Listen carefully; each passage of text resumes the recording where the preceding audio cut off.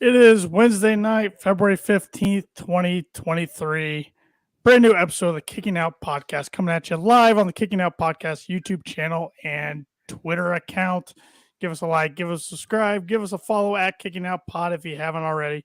I'm Tanner Lee, along with my co-hosts Paul Zartman, Austin Shepard in the house. How we doing, fellas? I'm here. He's here, and Austin's giving the double thumbs up, so all's good in the world. He's got his drink. What are we drinking tonight, Shep? Still the same old tequila, but I have a bottle that should be here next Wednesday of Casa Azul. There we go. I found the place online, had it shipped. Luckily, the good old state of Indiana lets you ship booze to it. So next week, we should be dinging that bell and drinking some Casa Azul. Now, if it's some really bad tequila, I'm going to be pissed. Okay? I'm not a tequila connoisseur, but I know what's good and what's bad, I would think. So, Dax, if you're listening, I know you probably listen to us because we're a pretty big deal in Canada. Yep. If it's some shitty tequila, man, you and I are going to have some beef. I'm going to make fun of that bald head and mustache of yours. He's going to go from a mark to a hater. I still like his in-ring work. He still has the number one wrestling podcast in the United States of America. It's true. And by the way, the best sign of the night in AEW when we're talking about podcast, Jim Cornette owns the Elite. I didn't catch I didn't that see it, no. It was obviously across from hard camera about 10, 15 rows up. Jim Cornette owns the Elite. I'm sure he'll talk about that. I'm sure he will. It made me mark out a little bit. Well, this might make everybody on this podcast mark out. I'm just share my screen real quick. I saw something interesting that TK just dropped on Twitter here. Oh, boy. Uh-oh. See if I can. I can't believe TK's still up. I figured he'd be in bed already. That guy doesn't sleep, let's be honest. No, dark's going on. What are you talking about, Shep? All right. Coffee, energy drinks. Whoa. Oh. There we Mark go. Briscoe is officially all elite. That's about time. That's good. I don't want to ruin my wrestler or match of the night, but tell me that dude was not entertaining tonight. Oh, he was absolutely entertaining. Even Shivani, I think, made a comment about the noises coming from the match. Yes. Yeah, and the redneck kung fu. I mean, if you don't like the redneck kung fu, then you must be Canadian. Long overdue that Mark Briscoe's all elite, and it still aggravates me that all this had to happen to make it happen. But yeah. It's unfortunate. I do love that they still put Jay Briscoe's name on the what is that? I want to call it the Titantron because that's what we grew up calling it. The LED boards behind the entrance, it says Mark and Jay Briscoe. Mm-hmm. And they still announce him as one half of the Ring of Honor Tag Team Champions. Yep. I still love that they do that right now. We got a lot of tag team news tonight, which we'll dive into. But yeah, I like that so much tonight. And he was wearing a Jamin Pugh t-shirt tonight. So yeah, good touch tonight, boys. In ROH was in the news today. Tony Khan said their TV show will start Thursday, March 2nd. So, and that's right now. It's got to be Honor Club, right? Yes, right now. Yes. Mm-hmm. Yeah. We'll see. I don't know. I think it's going to have to gain quite the traction to get on an other streaming service or network, but we'll see. Maybe it will.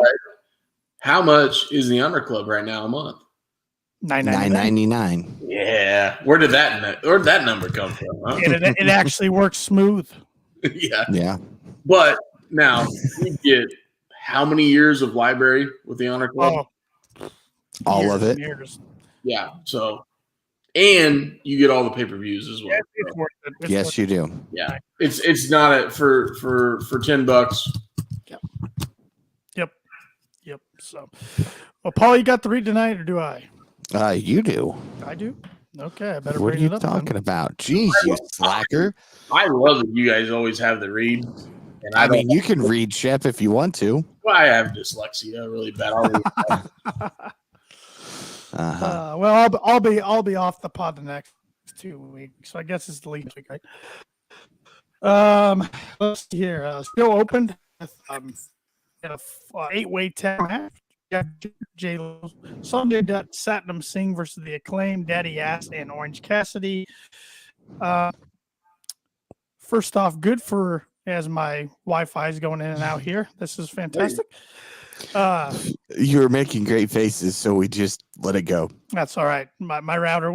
Shep and I were talking about this before we got on the air. The routers are have a mind of their own tonight, but anyways, good. Electronics do.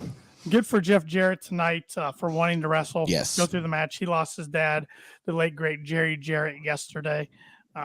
So I'm sure that was hard for him to do, but I'm sure that's what his dad would have wanted him to do. So he went ahead and got through it tonight. Good for Jarrett. What did you guys think of Max mentioning Jerry Jarrett for the rap? I saw conflicting views of the IWC tonight. I would say obviously that was ran past Jeff before the show. Jeff plays a great heel.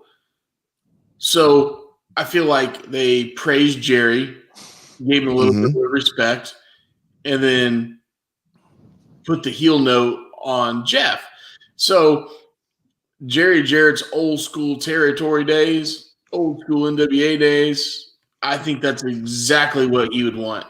So anybody that says, hey, you praised the guy, then called his son a douchebag 2 seconds later, they don't hold on. They have not studied or watched what happened in the 70s and 80s. They are modern day fans, which is fine, but they don't understand what has changed since the era. Oh, absolutely. I had no problem with it. I know that it didn't get quite the reaction from the crowd that his raps normally do, but I had no problem with it in the context because he praised his dad, didn't say anything. If he took a shot at his dad, then that's a different That'd story. be one thing, right? But no, it was fine, I think. And it sticks with the story of the Acclaimed, Lethal, and Jarrett the whole time of taking shots at Jarrett and taking shots at TNA. So, yeah, TNA lockdown. I was fine with it.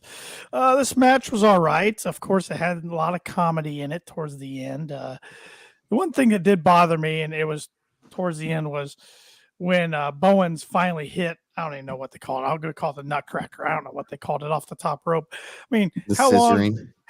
Yeah, how long do they have to hold Sanjay Dutt there in the ring? I mean, well, at least Max, would still, give him a couple stomps here and there to kind of sell that they're trying to keep him down. But this match was kind of all over the place. Scissor Me Timbers is what it's called. Oh, okay. But Satnam Singh looked pretty green. Jolly Green Giant, I guess. We saw Billy Gunn and Jarrett square off. I mean, these guys first face each other in a 10-man tag on a Monday Night Raw in 94. Yeah. Fast forward 29 years, and they're in an 8-man tag on Dynamite. It's pretty incredible when you think about it. It is. They've had long careers, and anytime these two have ever been in a ring together, they've able to work some magic. So it was nice to see. And in the end, no surprise here, they claimed Daddy Ass and Orange Cassidy were victorious. And then they went for the 4-way scissoring. That they did. Did.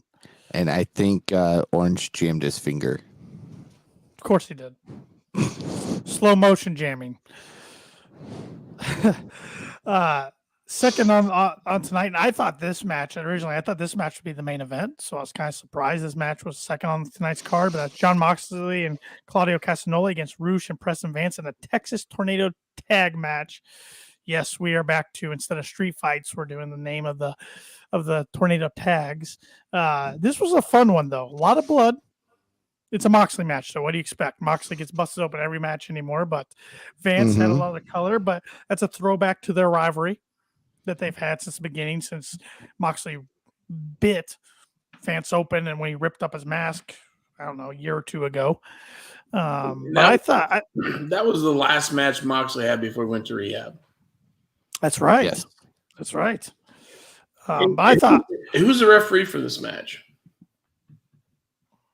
was it Knox? No. No, it wasn't Knox because I now you're right. It wasn't Knox because I'm like, oh, the one match that they're not going to require tags. Knox isn't reffing. Exactly. Oh, He was too worried about getting his 42 waist pants around his 29 waist hips and what belt he was going to put on. But anyways, I just thought that was interesting tonight. You have a tag match with no rules and Knox is not your official. But yeah, pretty ironic there. Yeah. You know, I should send him a link. I had to order a suit for a wedding. I'm going to be in here in 2 weeks. I should send him the link to get himself some new pants. Just send him some pants of yours that you don't want to wear anymore.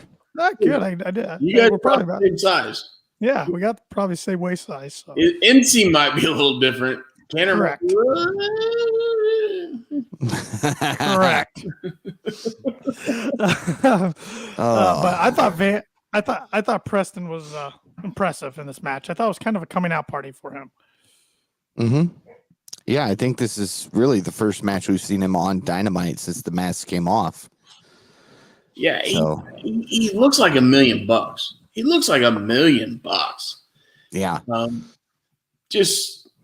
I hope they push him forward and because that dude literally with his looks, his athleticism in 3 years could be one of the top guys. Oh, absolutely. You're giving him longer than I am. I was going to give him 2. Well, Tony Khan moves a lot faster than most people, so that he does. That's the point. That he does. And Roosh looked good again tonight after coming off that impressive match with Danielson last week. And we know what Moxley and Claudio can do. So this was hard hitting. Like I said, it was bloody. In the end, I love the finish. I love that Mox used a chain to strike down the elbows on Vance and then eventually choke him out into a submission win. So good stuff. Good stuff. Yeah.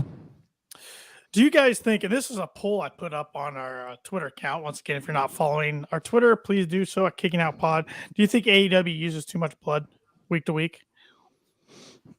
No, because it's really only from the same couple of guys. So, no. I wanted to say yes, but I feel like they use it where it's warranted. If you would have had a Texas tornado match tonight with no blood and you're using chairs and chains, then okay, it makes no sense. Last week, having Danielson get color, that was different. Because we saw Danielson and Takeshita both get color last week. Yeah. So I tonight, yeah, you needed that. You expected that. But because I've seen the IWC be split on that too, but I'm fine with it because, like you mentioned, Shep, I think most time they use it to advance a story, or use it in a special kind of match, like tonight's Texas Tornado. So yeah, that's just like having back one of those bunkhouse brawl matches, and you have no color, and like, well, what the hell happened? Well, and for the longest time, WWE in the PG era made us think it's not okay to have color on nationally televised pro wrestling, and they still don't have it. Not very often. Not very often. Yeah. And a lot of theirs, if they do have it, it's accidental. So Brock Lesnar matches, usually. He don't care. Which is going to be who's gonna tell him no? all right. So I'm going to start the whole. Here we go. Well, we have WWE who doesn't do color. We've got Cody Rhodes in a big match. Cody Rhodes, big matches equal color. We're not going to see Rhodes bleed. This is going to be weird. Oh, we will WrestleMania. Cody's getting busted open. No You think doubt. so? No doubt. Especially if he wins, assuming he wins the title, you can sell a lot of merch with a bloody Cody with the titles. I mean, they're going to sell a lot of merch with his pec that hasn't came out yet. So I agree with Tanner on the merch sales. Having him hold up that title with the crying face with blood coming down with his neck tattoo. Yep. Because his dad never won that title. Yeah, that shirt would make $1 million. Yep. I mean, the guy's already moving merch, but it's at a stupid rate. But it's still WWE. You're right, but it is Triple H WWE. Yeah, even with Triple H, not saying that Triple H wouldn't understand the outcome or the benefit of that color said afterward pick. He might get that, but I don't think he's got 100% say. That's all I'm saying. Probably not. There's other voices. I'm saying. And I'm not saying it's Vince. I'm just saying he's got so many networks that he's got to abide by, even though this is going to be on Peacock, which is the worst streaming device in the world. And he is still a PG product. Got to go on USA and Fox the following week. It's hard to say, hey, Cody, go out there and get you a whole bloody face. Yeah, you gotta keep the I cannot talk. Those people. The advertisers happy. Mountain Dew, Snickers. Yep. Grey Goose. Not Domino's. No. Grey Goose. But you know what? If Grey Goose ever advertised in wrestling, even if it was A&W, I might turn the television off. Well, they're not sponsoring KOP. I hope they advertise MLW. There you go. I hope they advertise Enzo and MLW. That way I don't have to watch this shit. We talk about this is the Triple H era. Let's not forget the man thought it'd be okay to run the barbershop gimmick back again and just throw a door in instead of a window. And let's keep the door shut so it doesn't open when we throw you into it. Good point. Well, back to AEW. Backstage. Yes. Go down rabbit holes, Paul. Oh, that's one of many tonight, probably. That's all right. That's what we're here for. We're only 18 minutes in, Shep. That's why you guys do not let me have the read, because we would never finish. Yes, true. Kip Sabian attacks Adam Hangman Page, who was watching the TV correctly, unlike WWE. And then Dark Order appears to level things up number-wise. Yeah. Yeah. Actually, I don't mind this segment. Okay? I like this segment. When we get to the match, well, I'll have a completely different mindset.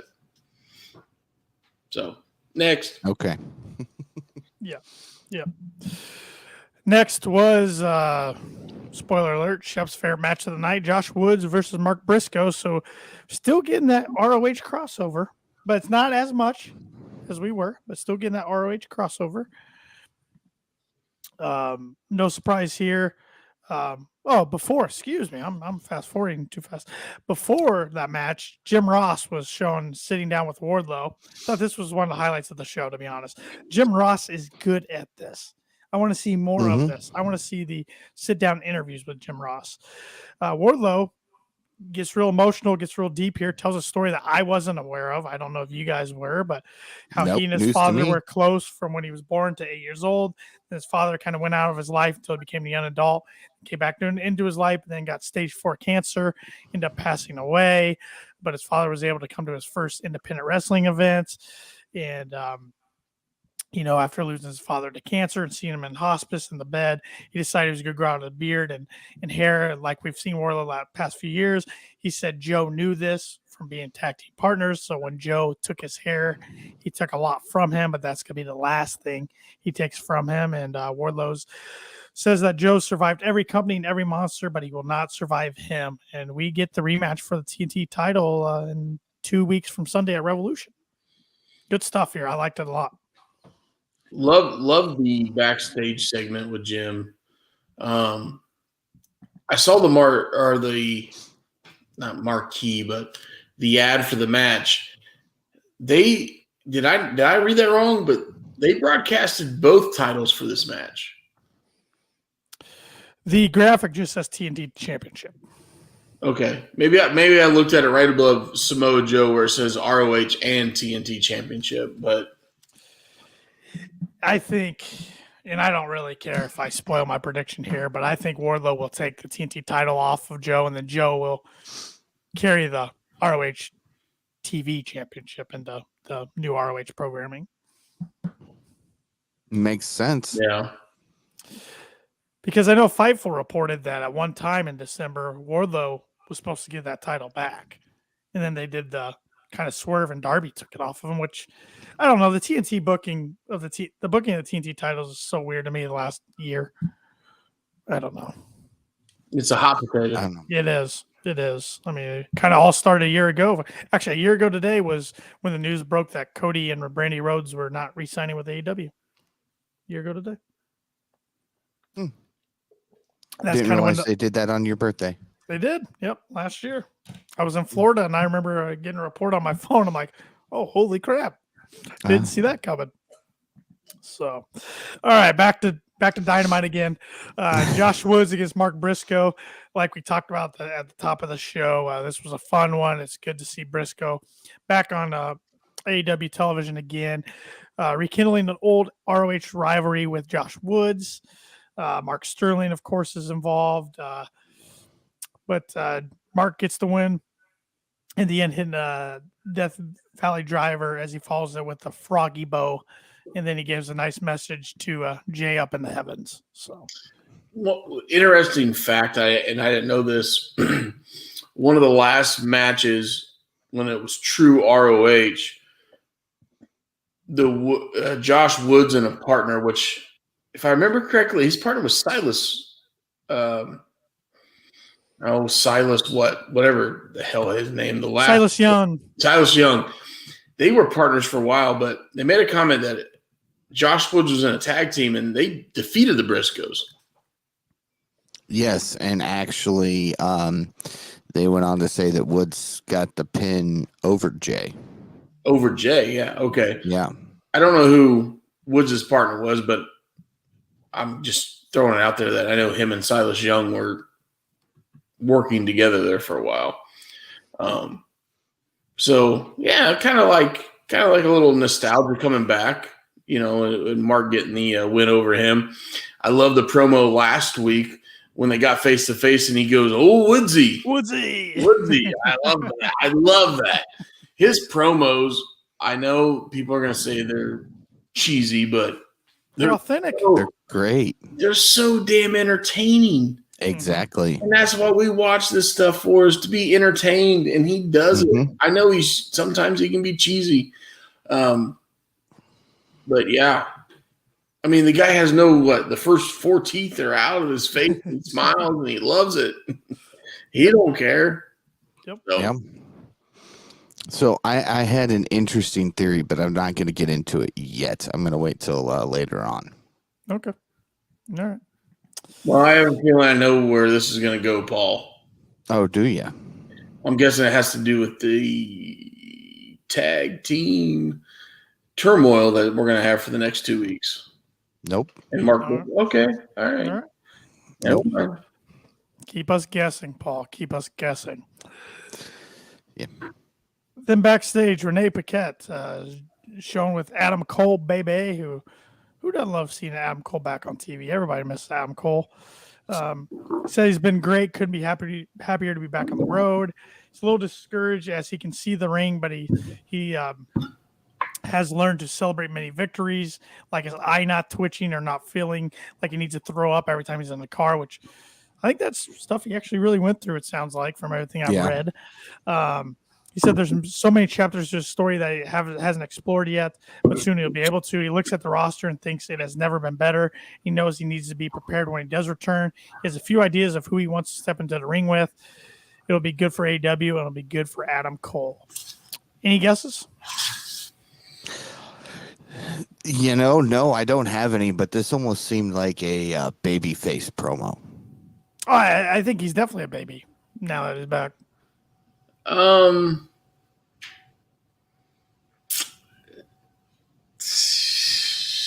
Yeah, I think his return will be somebody. He made the comment about his friends kind of flying solo.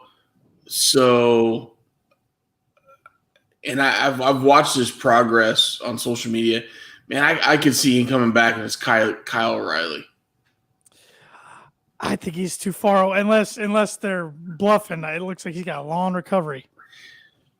Yeah, he does, but I mean, he's making a lot of progress. But I don't know. I mean, right now he doesn't fit in.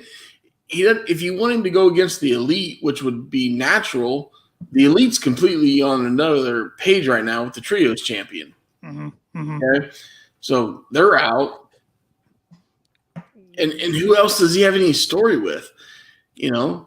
One guy that came to my mind, but what threw it off was when he was talking about the active roster. So that makes me think it's somebody from the active roster. Because right away before he said that, my mind's thinking Switchblade, Jay White. True, which we don't know what he's doing right now. Even though he's probably going to be in Connecticut, but yeah, I mean he's got a match this weekend in New Japan Strong with Eddie. Which that was confusing to me. I thought he was like done with New Japan, but then I read it closer. He's just done in Japan. He can still wrestle for New Japan. It's kind of an open-ended deal. Yeah, he can do whatever he wants, which is good for him. Yeah. I think we'll see him show up Mania weekend on some shows that we don't expect him to show up on.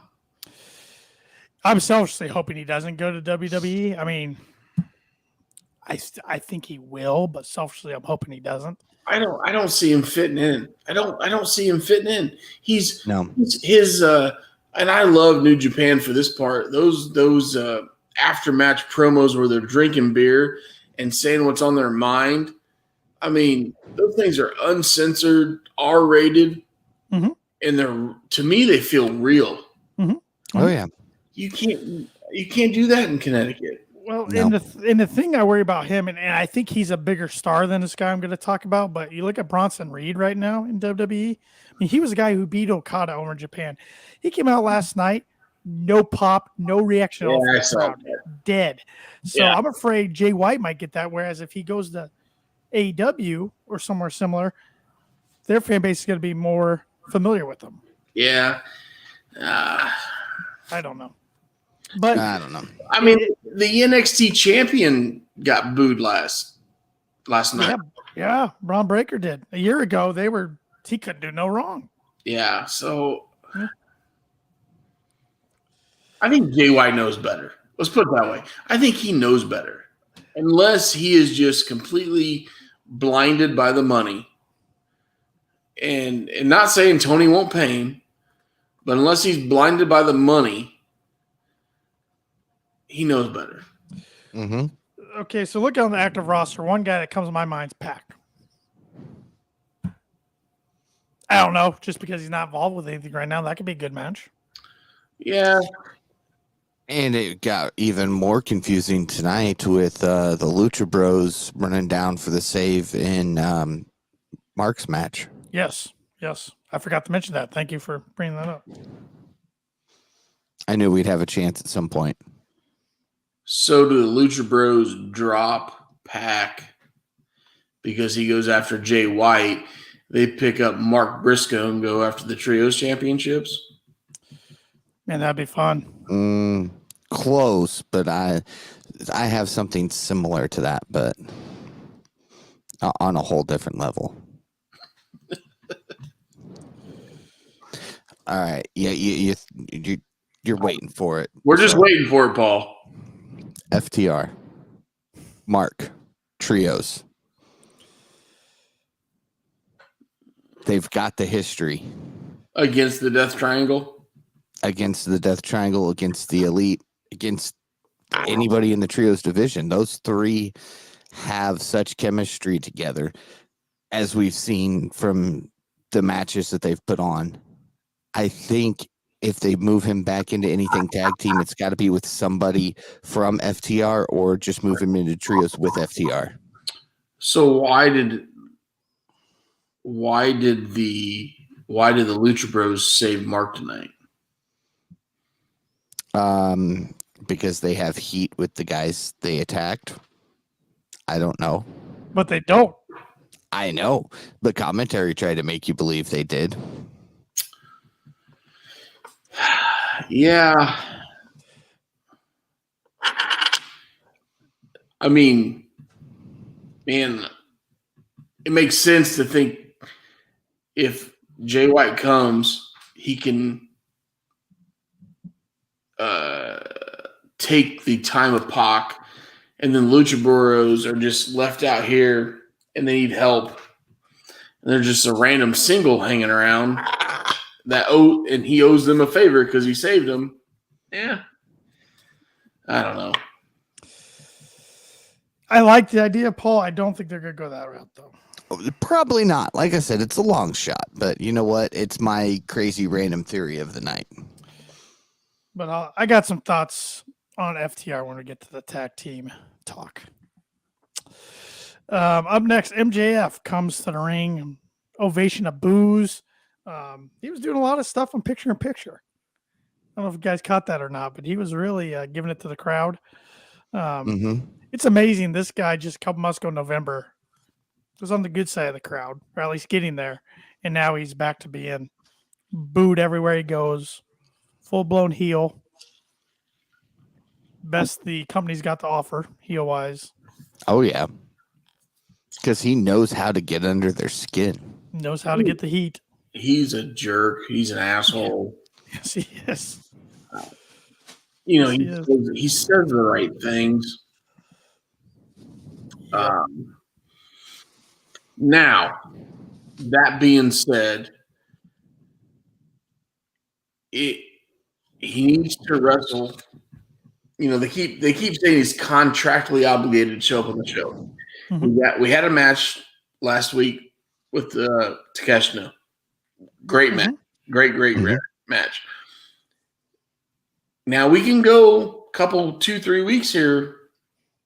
That's fine of him talking, but eventually that'll get old if he doesn't continue to wrestle. Yes. So, you know, he had 9 matches in 2022. Yeah. He's had 1 in 2023. Yeah. So, I know we're only in February, but I would say he's got to work once a month, minimum. Oh, yeah. I mean, as champion, I would expect that. And I guess that goes back to the old school. You have to defend the title every 30 days or you're stripped of it. That was old school, Paul. I know. Very old school. That's before Tanner was born, probably. Probably. Yeah. Probably. But MJF cuts a good promo tonight. He's pretty much pissing all over Bryan Danielson and then calls out one of Paul's favorites, CD, the Fallen Angel, Christopher Daniels. Yeah. Daniels comes out, and I love what he does. He just throws MJF under the bus right away. Said he paid him an obscene amount of money to come out and trash Danielson.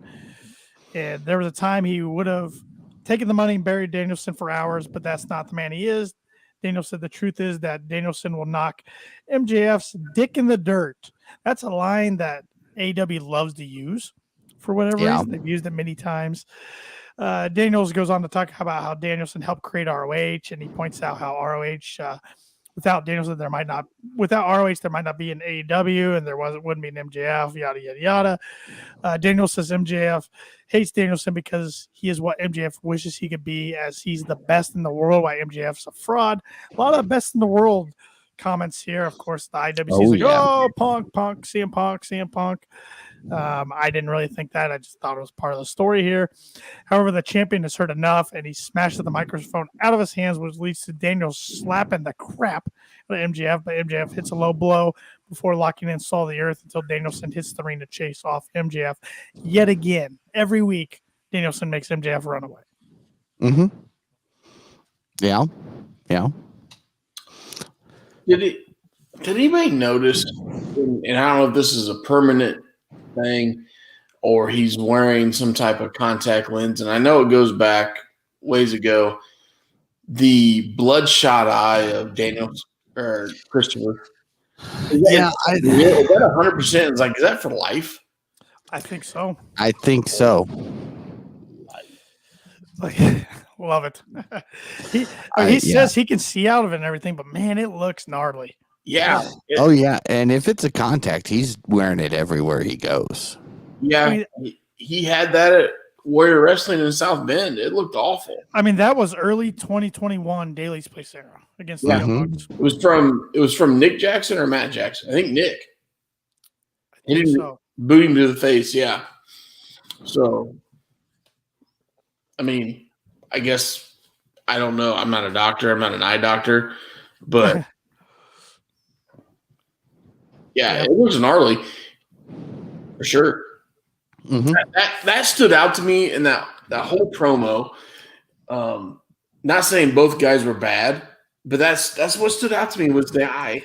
I know it takes your attention away. Unfortunately, it grabs your attention. That's for sure. Well, not saying that. I just didn't. I don't know. It just didn't entertain me. I guess. Yeah. No, it's just it's got to be a good match, a 60-minute Iron Man, which I'm not a huge Iron Man match fan. I'll be honest. They're just, I don't know, 60 minutes is a long time, but I don't know. I mean, we've already built it. I don't know what you do the next 2 weeks to make me more excited for it. It's probably just not going to happen. No, I mean, I understand bringing Daniels back, sure, because he was an idol of Danielson. Sure. So I get that. I don't know, MJF. I like MJF. I think he's amazing on the mic, but I feel like when he comes out by himself to cut promos, all he does is just bashes the town he's in, and then bashes his opponent. So I feel like it's redundant. Yeah. Cheap heat. And he needs but he needs some fresher material. So I know I'm not disagreeing with you. Yeah, he's getting too into the cheap heat now. Yeah. So, yeah. Mm-hmm. Next up, we had Jack Perry against Brian Cage. Brian Cage, interesting spot. His contract's supposedly running out. He's on TV almost every week anymore, but he's not getting any W's. I don't know what that means for his future. I hope the pin's dry.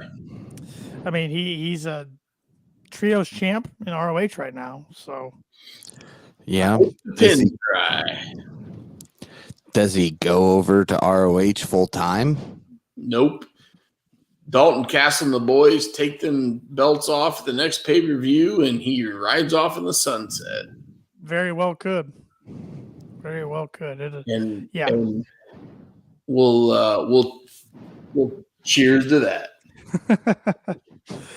Well, we knew Jack wasn't losing this match. He gets to win at the end. Let's see.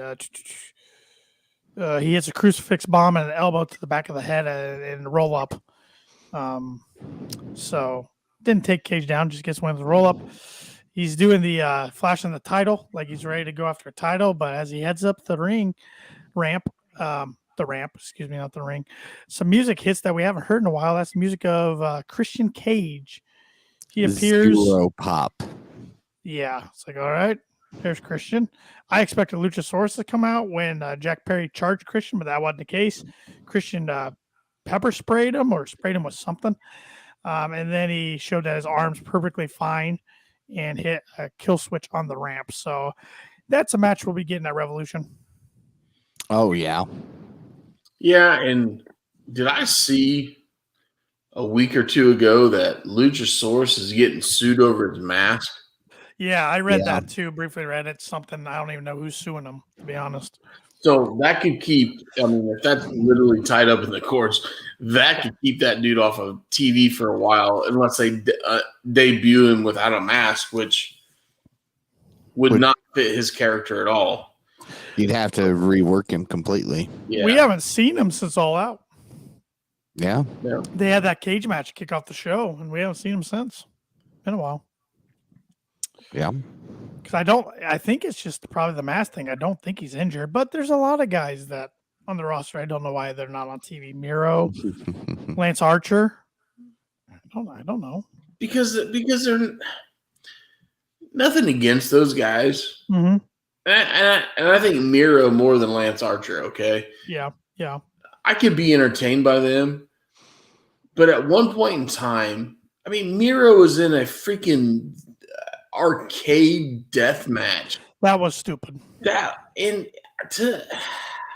way they debuted him was awful, but his last little run was pretty good. Yeah. With the relationship with God and everything, and going after Malachi.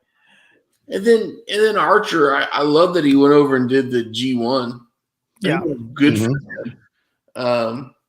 But you can't bill him as the 6'6" beast and just dominating people like they did before. So right now, I just don't think they have a place for him. That's not what they're trending, you know. Yeah. That's why I hate Satnam Singh. I mean, sorry, don't say I'm just hating on him because he's a 7'4" Indian guy that can't wrestle. But that's why I'm not a big Brian Cage fan. Okay, Jungle Boy, I loved him. Come out, he had the crowd popped, he had the crowd singing. Brian Cage did not, and I think we've talked about this 100 times. I'm not a mid-sized guy versus a big guy. You know, the way they did it tonight, it worked great. But I could care less if I saw Brian Cage back on television, on AEW television. And you might get your wish soon. Okay. You might get your wish. Can I get that with Satnam Singh too? Unfortunately, I don't think you're going to get that wish, but you never know. It was worth a shot. We see Renee Paquette again, revealing that the Guns will defend their titles at Revolution. And the next 2 weeks, we'll see a battle royal take place to determine one of their opponents, and then we will see a casino ladder match to determine the other. And then Acclaimed show up and said it will not be a 3-way, it'll be a 4-way, as they're invoking the rematch clause. So it doesn't matter how many teams there are, as they'll knock them down. Okay, so we got the Acclaimed. We got the Guns. Who are the other two teams? And they flashed the graphic for next week, unless they have other teams involved that weren't on the graphic. We saw the graphic of teams participating next week's Over the Top Battle Royal. FTR's not in there, obviously. No. Okay. Why doesn't the Acclaim invoke the rematch clause at Revolution in a cage match? Okay. Keep daddy ass out of there, right? And actually have a storyline. Like, build this over months. All of a sudden now you're gonna take it 2 weeks after they won the titles, and you're gonna throw 7-8 other teams in the middle of it. It makes no sense. It's stupid. Yeah, this is the direction I saw them going. I thought we'd get a rematch announced tonight, but I thought then at Revolution, I thought we would actually get Billy Turn, and maybe we still will. But I thought we'd get the Billy Turn, which is great. But make it a cage match. Make it a Make it a stipulation. Like make it a ladder match. That's fine. But this is stupid. And I love the tag team division in AEW. I do. Obviously everybody knows I'm a freaking FTR mark. But the way they're doing this is stupid. All of a sudden, you're throwing the Acclaimed ended up going to be a 4-way match when they're invoking the come on. Well, and you guys remember last year they kind of did this at Revolution to where we got Jurassic Express, the Bucks, and a Red Dragon at the time because of a similar situation. There might have been even another team. It might have been a 4-way. I think it was just a 3-way though. Yeah, but we have Revolution, and then we have what All In. No, Double or Nothing in May. I'm sorry, Double or Nothing. I get them. On Memorial Day weekend. So look, have your grudge match at Revolution. If you still want the guns to go over, which is fine, I get it. Then you have a month and a half of build up. You can have your casino battle royale. You can have your blah blah blah, and then all of a sudden you have 2 teams emerging. For this, but I think we do see FTR, and not next week. I think they show up and win the ladder match in 2 weeks. Yeah, I'm good. And the reason I say that is a comment Dax made today on this podcast. Yeah, they're not going to put them in the first week. Right.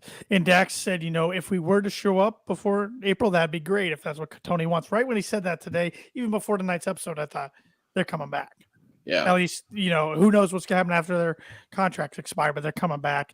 And you have to, with the Guns having that funeral segment, with the Guns tweet last week after they won the titles with the tequila, you have to. You just can't leave that bookend. Well, Dax left it open-ended about going other places, but he's also made many comments about people in charge and how they were treated. And you could almost just tell, they ain't going back there. I know. It's amazing to me that, some other wrestling podcasts, some are agreeing with what we're saying. They're not going back. Others are bound to determine they're going back. Yeah. It's interesting.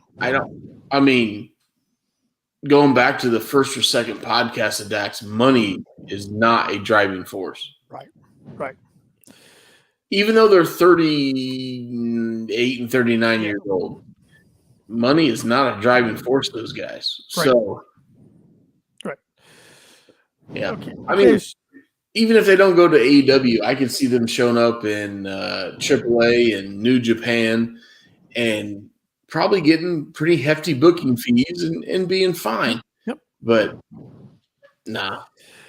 I saw a lot of people tonight saying they were hoping the 2 teams were going to be FTR and Aussie Open, but they're not on the graphic for next week.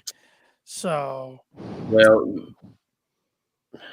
if I had to guess, the next 2 teams will be Lethal and Jarrett. I think they win next week, and then FTR the following week. That's just my guess, though. Because Lethal and Jarrett have been intertwined with the Acclaimed and even the Guns this whole time. Yeah, it doesn't get me excited, but I just don't. And nothing against the guy, and I've praised him how he's worked and looked at his age. I just don't know if he could keep up with a 4-way tag with. I don't know. I know. I mean, if not them, I guess you could have the Lucha Bros win next week. Man, I really think a team like Top Flight. I think was Top Flight on there. They were. Let me see if I can find the graphic. I thought no, because they're going Friday for the trios, and that'd kind of be a spoiler. I mean, of course they're not going to win, but I swear I thought I saw Top Flight on there. I know the Best Friends were. I know Butcher and a Blade were, which they've got their fans out there. That a lot of people saying that they need a push. Yeah, a lot of people, they've kind of got a big cult following right now. Yeah, I think the let me see if I can find this. The old Butcher needs to all right, here we go. Guitar or whatever. Here we go. So the graphic is showing Chucky T and Trent, Lethal and Jarrett, Lucha Bros, Butcher and the Blade, 2.0, Silver and Reynolds, and Nice, and I think that's Davari. That's it. There's got to be more. There's nobody there that deserves it. But yeah, I don't know. Mm-hmm. So we'll see. It'll be interesting. Definitely not the direction I saw them going for Revolution, but No. we will see. Up next on tonight's card, we got Adam Hangman Page versus Kip Sabian. I'm not a big Kip Sabian fan. This should have been a squash match. Yeah, should have been. Yeah. Page should have beat him in 3 minutes. My opinion. And excuse me, I fast forward because I always forget that there's backstage segments. We saw Top Flight and AR Fox confront the Elite, suggest running things back, but Callis tells them they're at the back of the line. They lost. Darius Martin questions if they have any balls, and that leads to Kenny Omega accepting the challenge. But did you guys catch what happened during the segment? There was Shep might not have because he might have fast forward through it. I did. There was a little glitch, and the glitch that came up was a picture of the House of Black. So it's kind of like a Bray Wyatt type Uncle Howdy thing that kind of, just quick little flash, but it was a picture of the House of Black. So I guess that's the direction we're probably going for Revolution. I'm excited for it, but yet I hate it because I want to see these two match up, but I want to give it more time. I think this is too quick. When's Revolution? It's 2 weeks from Sunday. Yeah. All right, too quick. You're right. I mean, they kind of planted the seeds when we were in Indianapolis, though, with them attacking Cutler. Yeah, but they did nothing after that with it. And they probably they have, but it's all been one-sided. That's the problem. Well, if you do this match, you have to have House of Black take the titles off them, don't you? You would if not, think. you squash. If not, you pretty much squash. You're right. So you have that. You have them take the titles. You come out of Revolution with FTR win the tag titles. That makes the Bucks leave Kenny and start a program there all summer long. We get the Bucks and FTR. I'm hoping here, and then you get Kenny versus. I don't want Kenny versus MJF. I don't Adam want Cole. That. Yeah, I like Adam Cole or like Danielson. Yeah. Hold on. Mm-hmm. Ospreay. Oh, now you're getting me excited. Yeah. His contract's coming up, and he is talking. Oh, his contract's not coming up. I thought it was. He's got like 2 more years left. I think it's 2025. I thought he made a comment about on the Renee Parquette that the reason he loved New Japan is because they let him travel back and forth. But that was coming up. It will be up in early 2024, according to Fightful Select. Okay. So it's quicker than I thought. I thought it was early 2025. So I stand mistaken. But he still can travel. Right. He still can do what he wants within reason. So, I mean, those guys put on a stupid match during Wrestle Kingdom that got, I don't know how many stars from 100. Paul's uncle, Dave. So, shots, man. What the? So I dig rabbit holes for you, and this is how I get treated. Well, anybody that hangs out with me is going to go down rabbit holes. Unfortunately, just the way my mind works. But, I'm excited about the lead, the possibility of the Elite versus House of Black. I just think it's too rushed. I wanted to see this at Double or Nothing. I guess is where I'm going at. But I'm a big fan of the House of Black, so they better not do them wrong this time. This is their second chance. They better not screw it up. Best of 7. No, we've been there, done that. Yeah, it worked well for what we had. Okay. Best of 7 pay-per-views. Jesus. Oh, God. Got long enough storytelling for you. I mean, yeah, that'd take a year and a half, but Be the longest story in AEW. And the only other thing I can think with the Elite, if they don't go in the direction you think they might ship, is if they don't go with the women at Blood and Guts, maybe we get the Elite and Blood and Guts, and they get Hangman and Adam Cole to rejoin somehow. I don't know. I don't know how we get there, but Yeah. I don't know. And I don't know who they face. JS. Oh, God. Jericho's going to find a way to get himself back in there somehow. You're probably right. You're probably right. They might as well call it Jericho Blood and Guts. But We're getting to the point now where, we've gone like 3-4 weeks of just some loaded ass dynamites, right? yes. But it's all, I won't say it's too much, but they almost are trying to pack too much into 2 hours. They don't get stuff. Let it ferment. Let it go. Let it rise. I don't know. Tonight was on the paper. Tonight was like, ooh, it's going to be a banger. Yeah. And I thought tonight was one of the worst ones out of the last 3 or 4. I agree.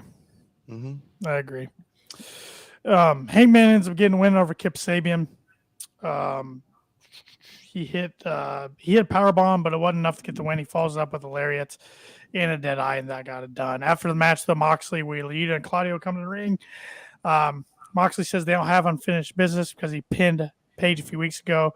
He gained a little bit of respect, but he has zero fear as he's got Page's number. He says there's no chance in hell he'll ever beat him again.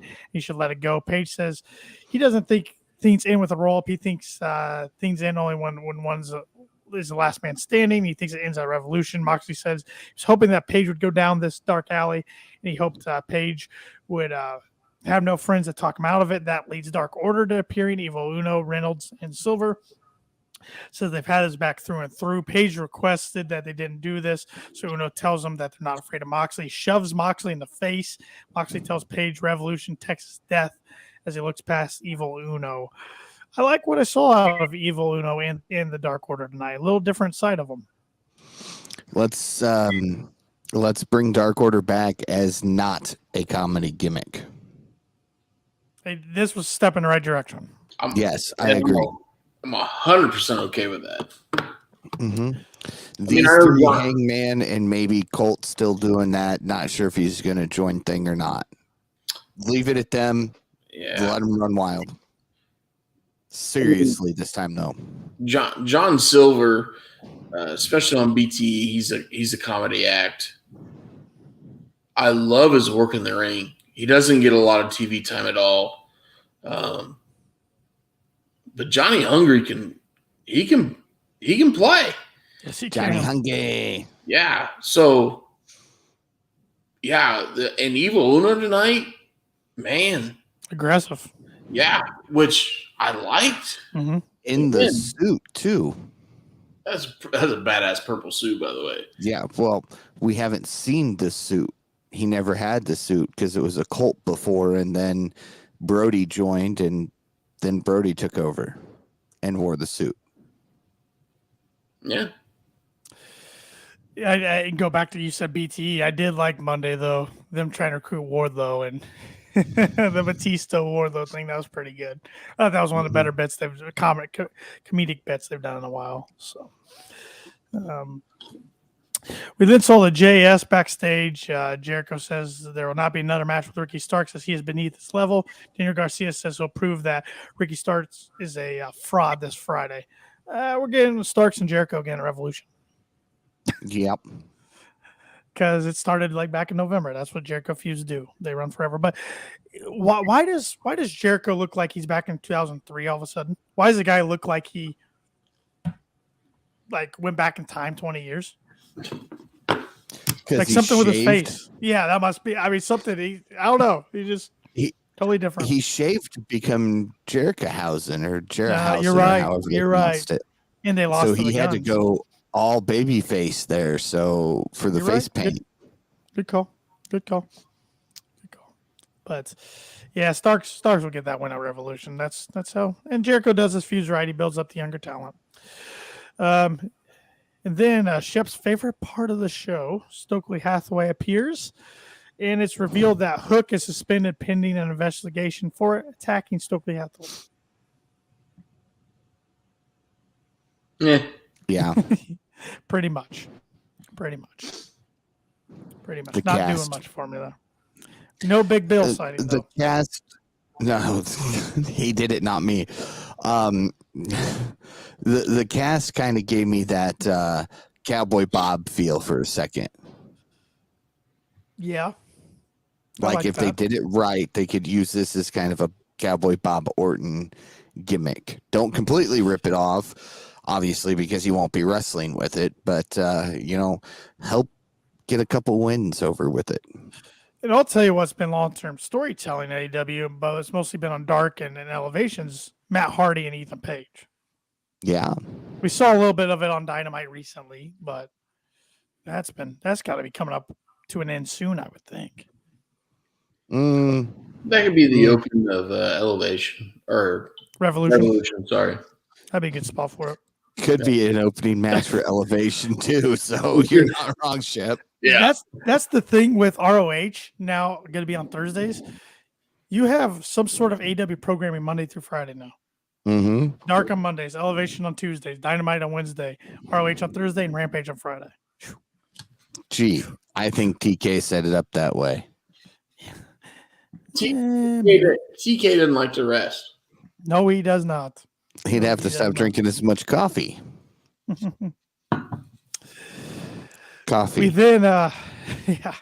We then, before the main event, saw cards for this week and next week.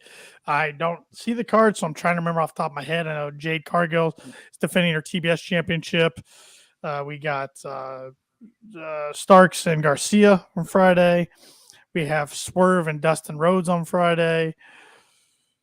We have the trios with the Elites against the Top Flight and AR Fox. I think that's it for Friday. Yep. And then next week we have Evil Uno versus Mox. Then we have the tag team battle royale. I think that's it so far.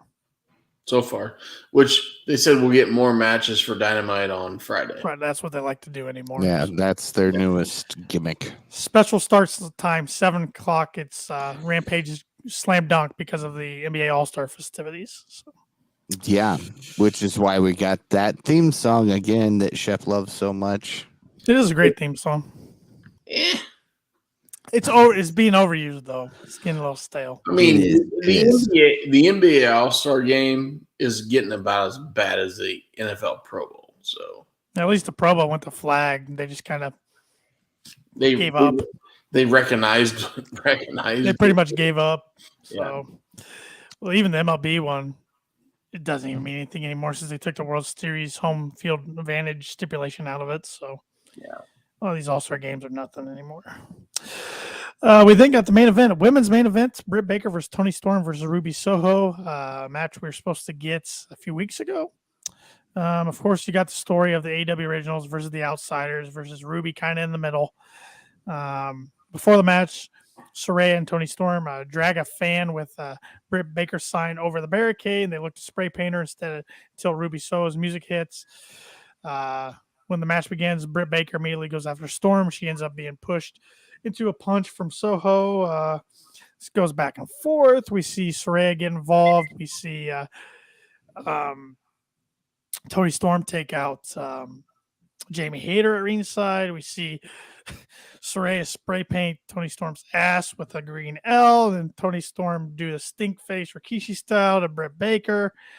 And then Ruby ends up taking advantage and getting the win. And then the show ended really weirdly, I thought, with Ruby in the middle of both Britt and Saraya. And this is going to keep going on and on and on. Whose side are you on? I mean, I get it, but just kind of left me with I thought something bigger was going to happen at the end of the show. That's 2 weeks in a row. Good for Ruby to get the win, though. I mean, I understand it definitely from a story, but I mean, this is a chick that hasn't got a ton of big wins since she joined AEW. So. Yeah. I was looking for the cards. Sorry. And she pinned Baker, right? Yes. What's up with Britt taking so many pins lately? Adam Cole. Baby.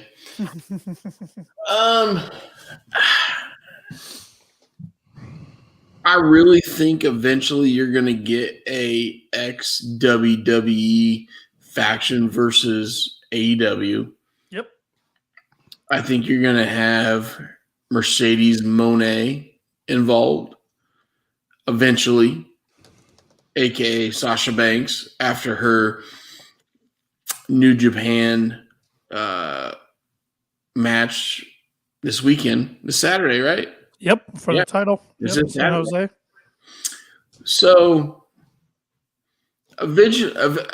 and you're gonna have them make Ruby make a choice what side she's on. So, Yes. I think you're gonna have the WWE versus AEW Originals faction. You're gonna have that, and I hope they take that. If they get 3 to 4 girls on each side, let's just say, right? You could take that faction feud from now until Labor Day. Blood and guts in June. We have that, and then you could take it all the way until All In. Yeah, all out. All out, all in, all out. I get confused. Yeah, The alls. the alls. No, you're right. You're right. No, so you could literally tie up your women's division, which I'm okay with, for the next 6 months, 5 months, whatever it is. Yeah, 5 months. So I guess my only problem with that is you got your women's champion involved. yeah, but she could have multi defenses during with the outsiders. Yep. Mm-hmm. So I would love to see. I just thought of this. I don't know how this would happen. Get Jade Cargo involved in this. She's an AEW original. correct. That would cause her to turn face, but she's dominant. She's 50-0 now. Doesn't look like anybody's going to beat her anytime soon for the TBS title.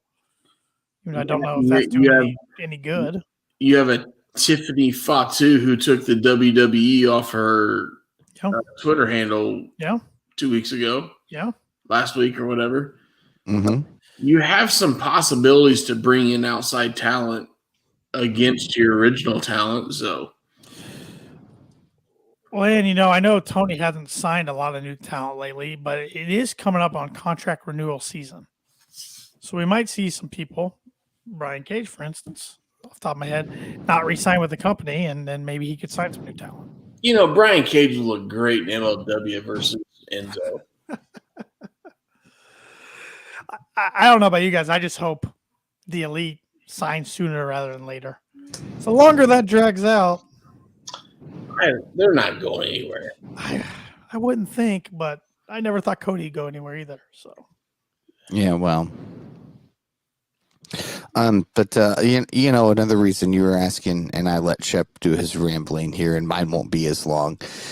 You ask why Britt keeps taking the L's. Well, because if she keeps getting W's, that puts her in the title picture, and her best friend's holding the title belt right now, so she doesn't want to seem like she's closing in on it yet. I've been waiting for that feud though for a year, and they're making me. I guess it's good. They're making me wait longer. So. Well, if you literally have this faction feud for the next 3 to 4 months, you could actually have the Britt Jamie Hayter feud come out of the faction. Show some cracks and then show a crack in the foundation and have one turn on the other. True. Yeah. So you can make that work. Because for the longest time, I think we all thought Hayter was going to, turn on Britt. Now it's probably going to be the other way around because Hayter's so over with the crowd. So. Oh, yeah. True. Oh, yeah. True. So. All right. Wrestler rating for tonight's show. Yeah, rating, then wrestler night. Rating. And Shep goes first because he beat Paul here on time for the recording, thanks to Paul's computer. 5.9. I'm gonna if y'all looked at Twitter during the show, our boy Jim Cornette's co-host Brian Last said this is one of the worst Dynamites he's seen in a long time. I wouldn't say worst, but it's one of my lowest in a while. I thought there was a shit ton of potential, and it just didn't pan out. So 5.9 tonight. Paul? I'm at a 6.2. A little higher than Shep, but there were multiple segments that could have done without. There were production issues that I noticed throughout the night. Like, let's come back, show them sweeping out the ring still. Oh, now we're going to play some entrance music. Yeah, those little things dropped it for me. I guess I'll be the highest of the group, but it's still low for me. Ooh. 6.6. I mean, I titled tonight's episode "The Road to Revolution Heats Up" because we did finally get some more official matches, and we see some other feuds are going. But I expected more. I mean, Revolution is 2 weeks from this upcoming Sunday, and I feel like. And how many matches? 3. I think we have 4 official. Four official, and we only know the true participants of 3. And you're gonna have almost a 4-hour pay-per-view. Yeah. We know that. Mm-hmm. And I mean, we know where a lot of the others are going. I mean, we know we're going to get Jericho and Starks. We know we're going to get Jack Perry. I refuse to call him Jungle Boy. Jack Perry against Christian Cage. But besides that, I don't know. I mean, I would love to see Keith Lee versus Swerve Strickland, but Keith Lee better get involved Friday night if that's going to happen. Yeah. Not yet. But have you noticed that the Jungle Boy is just kind of the nickname now, and he's Jack Perry's in big bold letters? Yes, as it should be. Which I'm okay with. Yep. And I got to credit Jim Ross with that because he's been pushing for that, I think, for a while. Yeah, he was the first one. He couldn't remember his name. It was Jack Perry from the moment he started. Yep. Well, I mean, he's getting older. He's outgrowing the Jungle Boy theme. I mean, the song's fine for now because the crowd loves it, but eventually he's going to need a different song too. So, Wrestler of the Night. Who's going first? Mark Briscoe. I'll let you go first, Paul. Well, I knew that was coming from Shep. Yeah, now that Shep already took mine, geez. Let's see here. Well, if I can't go Mark Briscoe because I refuse to agree with Shep, I'm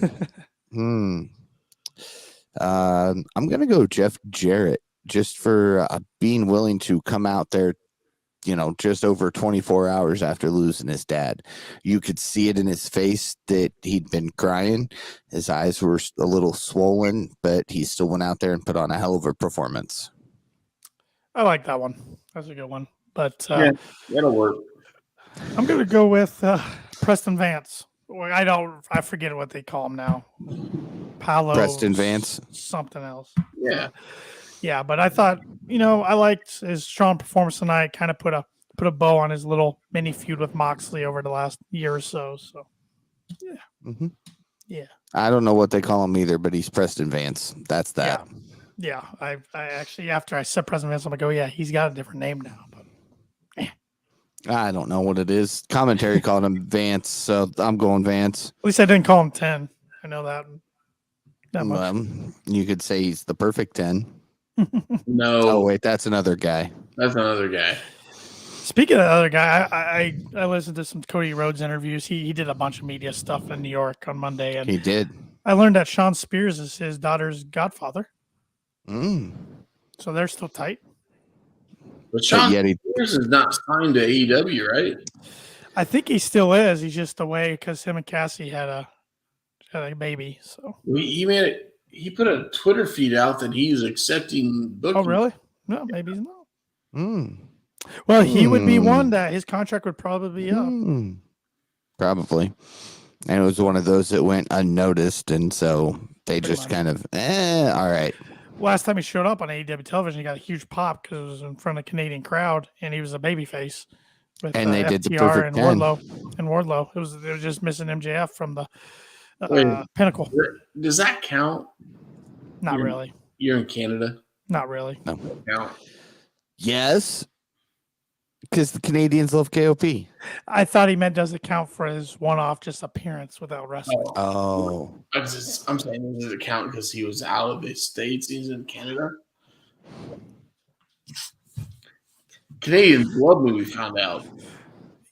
Yeah, get your hockey facts correct, Shep. You know what? Listen, you know what about hockey? I made a comment about Marty McSwirly. Oh, God. The damn guy. Scorley. Yeah, McSwirly. And McScorley. I'm sitting there. I'll never forget this. I'm sitting there. He's on the stage with a bunch of Oiler fans and Calgary Flames. Yeah. So they're doing like a hot box session. Oh, here we go again, Tanner. Hey, I just got done playing 18 holes of golf. Drinking the 18 ounces of, non-children appropriate drinks. Yeah, and I'm sitting there with a bunch of Canadians who are my partners, which I love the guys to death. It's great. And I'm trying to they're telling stories, back in the 80s and 90s about playing against each other, which is awesome. Good for them. There's a bunch of Stanley Cups and Hall of Famers and all this BS. I get the team screwed up, and this one jackalope decides to call me out on it. Hey, I'm not gonna call the jackalope. He's a loyal listener to the pod. Yeah, he is. Jackalope. I learned more hockey in that golf weekend than I have of 39 years of my life. Hey, all he said was he just corrected you with the team. That was all. Yeah. He played for the Oilers, and he was a bum because he was just the bodyguard for Gretzky. You know what though? If you were there with the guys I was with, they would not think he was a bum. Hey, you know what? I think this is one of those times we say to each their own. And he liked Miller Lite. He's a Miller Lite drinker. Just to let you know. Thought you were going to have to mute him there for a second. I thought he was going to go off again. I'm kidding, Shep. Hey, so far still good tonight. I mean, the show's not over, but no explicit rating yet. No. Yet. I've kept it. Low key. Great listeners in Canada. I love Canada. But Marty McSwirly was more than just the defender for Gretzky. I'm telling you that right now. Okay. With that, we're talking hockey, right? And I don't know shit from Shiloh hockey, but we're talking about hockey. And with that, be sure to check out the Kicking Out podcast on all social media at Kicking Out Pod. Be sure to listen to the Kicking Out podcast wherever it is you listen to your podcast. And if that happens to be Apple Podcast, leave us that 5-star rating because we're going to be 5-star KOP in the States and in Canada because we're getting closer in Canada than we are here in the States. And don't forget to check out kickingOutshop.com. You can buy all sorts of great merchandise there. You can support a great podcast and look fantastic while you do it. Don't forget to follow the KOP Predictions Champion, Tanner Lee, at TannerLee92. He'll lose that belt here in about 2 weeks from Sunday, so don't worry. It'll be in Fulton County again, Shep. Follow Austin Shepard at TheShep27 on Twitter, and be sure to follow myself at Paul Zartman921. And with that, boys, for Tanner Lee and Austin Shepard, I want to say something real quick. Oh, God. I'm going to be off the pod the next 2 weeks, so I appreciate you guys carrying the weight. But we do anyway. Well, the weight's right here. Wow. The weight's right here on my shoulder, Paul. It's in gold. Ooh. It's in gold. Uh-huh. And when I get back from vacation in March, it's still going to be around my shoulder because I'm going to have successfully defended it at Revolution. And you guys can get your rematch at the ROH pay-per-view at the end of March because I'm a fighting champion. So Oh, now he's a fighting champion. When it was just him and I was on a streak, nah, I'm not gonna defend it. I was like, dude, I'll put it up against against a baseball game. Nah, I don't want to do that. Nope. I was like the 24/7 champion. I would defend it anywhere, anytime against anybody. That fits you well, the 24/7 champion. Okay, R-Truth. Yes. Oh. Ooh. Ooh. Ouch. Although Ouch. R-Truth is pretty damn entertaining. It was. Exactly. He carried that title. He made it worth something and made it fun to watch. You tuned in just to see who would beat him this week that he would turn around and beat next week. Is he even on television? He's hurt. He like ripped his Yeah. knee real bad, like in NXT. He did an appearance in NXT and he did a dive over the ropes and his knee was bad. Bad. So they threw the is there a title champion? What? No, Nikki Cross won it and she threw it. She pulled in a Lunger Blaze and dropped it in the Triple H trash. got rid of that. Oh. Yeah. Time to bring back the hardcore title. No. Hey, I feel like I have creative control with this over my shoulder. You don't have a pencil. You don't have a pencil above your ear. How about a pen? Shep, you want to tell him or do you want me to tell him? Dude, you don't even have creative control at your own house anymore. Ooh. That is true. That is true. And I can't tell her that's not going to work for me, brother. Like I can't do that. I mean, I was gonna say he was a lot lighter skin tone than Sanjay Dutt. Sure.